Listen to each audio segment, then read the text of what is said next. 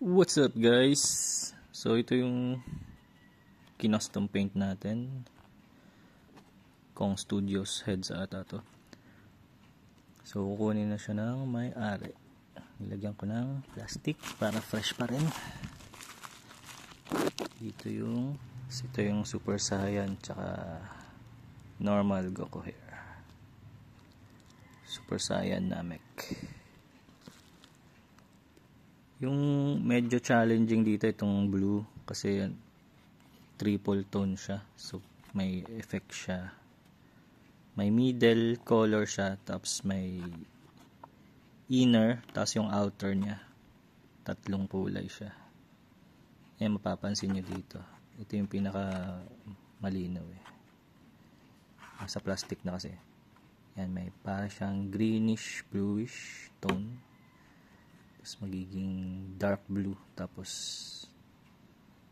dark blue green, tapos yung lighter shade ng tone niya ng blue. Yan, kasi binagay siya sa kilay. Yung kilay niya kasi is greenish. Para siyang yung King Cluster, tsaka yung sa ending nung Dragon Ball Super, yung nag-crash si Goku tsaka Vegeta. Yun yung kulay niya. So para siyang watercolor or painted paintbrush sort of technique. So ayan, makikita mo yung edges niya may white. So pagka may specific angle siya, ay nahulog. Ayan o, may specific angle siya na kikita mo yung mga white sa gilid. Tapos pagka nakatutok ka lang sa gitna, kita mo yung greenish tone niya sa gitna niya, inner, pinaka inner. Yan yung medyo challenge, pero natuwa ako dito kasi kakaiba siya.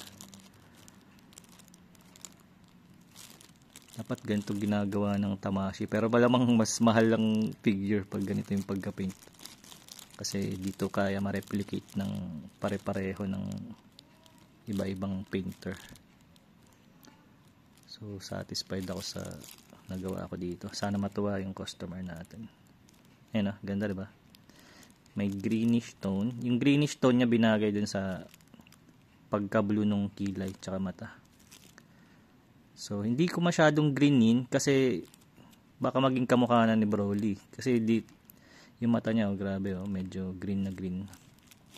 So doon pa rin tayo sa nagstay sa Super Saiyan blue na tone. Kaya yan, pero bagay siya sa mata. So andito na yung Lalamove. Balik ko na to para makuha na ng may-ari. Bye!